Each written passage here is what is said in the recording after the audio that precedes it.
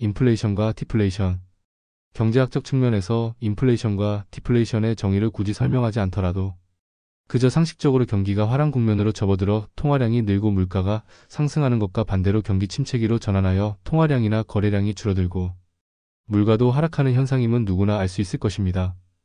예전에는 두 가지가 다 나쁘다느니 아니면 그런 상황에서 누가 이익을 보고 누가 손해를 보는지에 대한 평가들이 주로 이루어졌는데 요즘은 과연 인플레이션이 나쁜 것이냐 하는 문제에서부터 오히려 디플레이션이 훨씬 더 공포스러운 것이라는 식의 평가들이 나오고 있습니다.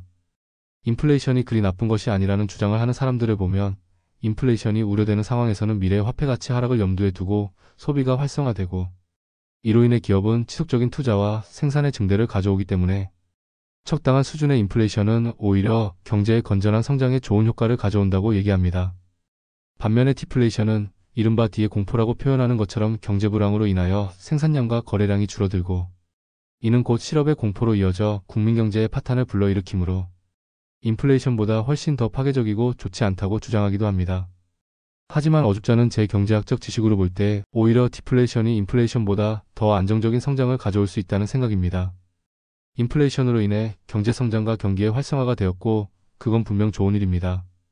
하지만 과거 수십 년의 기간 동안 한국 경제는 끊임없이 인플레이션을 겪으면서 살아왔습니다. 쉽게 말해 화폐의 가치가 하염없이 줄어들어왔지 단 한 번도 화폐 가치가 상승하는 현상을 겪어본 적이 없다는 것입니다.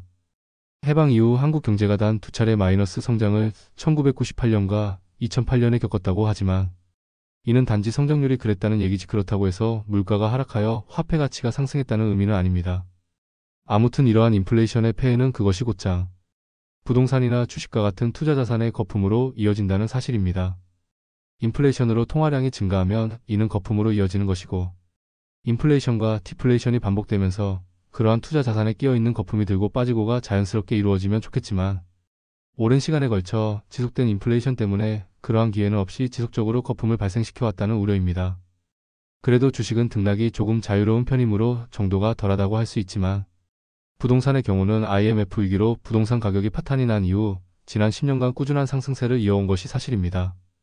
이로 인해 참여정부를 비난하는 사람들이 많아졌고 실정의 가장 큰 단초를 제공한 것도 사실이지만 또한 여기서 실질적으로 혜택을 가장 많이 본 사람들은 부동산 부자들이었습니다.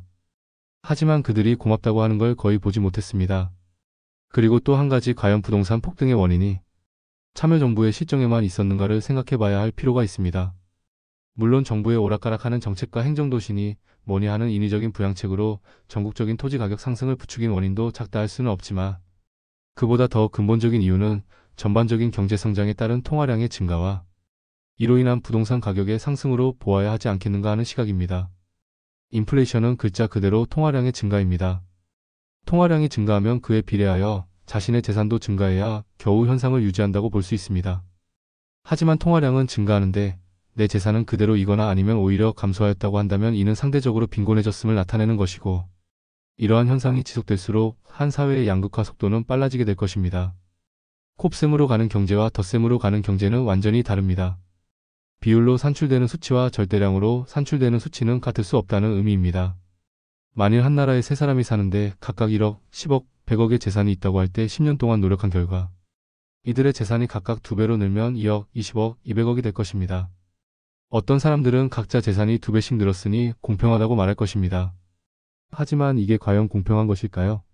늘어난 사회적 부의 총액이 111억이라면 똑같이 분배할 수는 없다고 하더라도 11억, 30억, 70억과 같은 식으로 분배되는 것이 더 공평한 분배가 아닐까 하는 생각입니다. 자본주의 사회에서 그게 무슨 공산당 같은 생각이냐고 말할 수도 있을 것입니다. 하지만 이념을 떠나서 훨씬 더 중요한 사실은 부자가 부자로 살아갈 수 있는 이유는 그보다 못한 서민들의 희생이 존재하고 있다는 사실을 반드시 깨달아야 한다는 것입니다. 어떤 사람이 잘 사는 데는 그 스스로가 잘나고 똑똑하고 노력을 많이 해서인 것도 중요한 이유겠지만 그 이면에 그 사람이 그렇게 될 수 있게 해준 사회나 이웃이 있다는 사실을 인정하고 감사해야 한다는 것이 더불어 세상을 살아가는데 매우 중요한 덕목이라는 것입니다. 아주 어렸을 때 듣고 놀랐던 이야기 중에 하나가 미국의 국회의원은 기사 딸린 차에서 뒷자리에 편하게 앉아서 가다가도 햄버거가 먹고 싶으면 햄버거 가게 앞에서 스스로 줄을 선다고 하는 것이었습니다. 한국 같으면 상상도 못할 상황이겠죠. 당연히 기사가 가서 사와야 하는 일이라고 생각하는 게 한국인의 일반적 의식구조일 테니까요.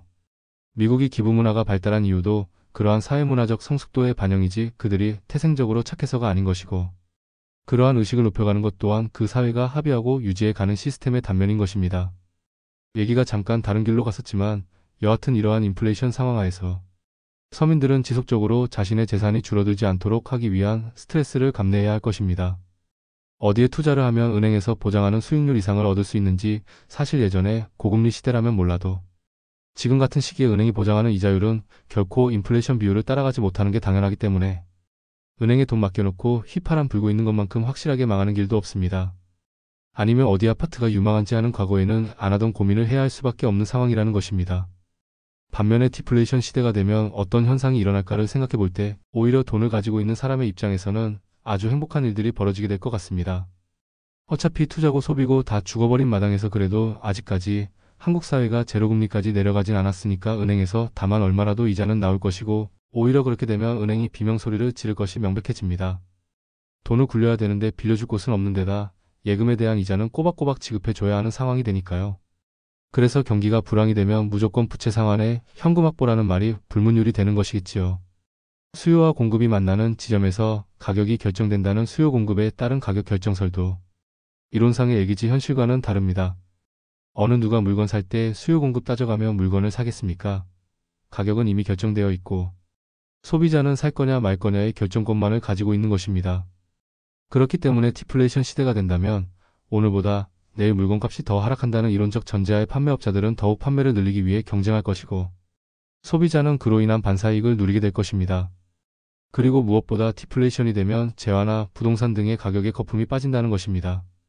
공급 충시 경제학이라는 웃기지도 않는 이론을 제시하며 정권의 비위를 맞추려는 어용학자들이 있는데, 아파트 가격에 거품이 끼어있고 투기 수요를 억제하기 위하여 종합부동산, 세금과 같은 수요 억제책을 써야 함에도 불구하고 아파트 공급을 늘리는 것만이 살 길이고, 이를 위해서는 영원한 삽질이 요구됩니다 하는 식의 교원 영색과 감언이설을 늘어뜨리는 이런 정말 박사 따기 위해 들어간 수업료가 아까운 사람들에게는 미분양 아파트 하나씩 강제 할당을 시키면 어떨까 하는 생각도 해봅니다.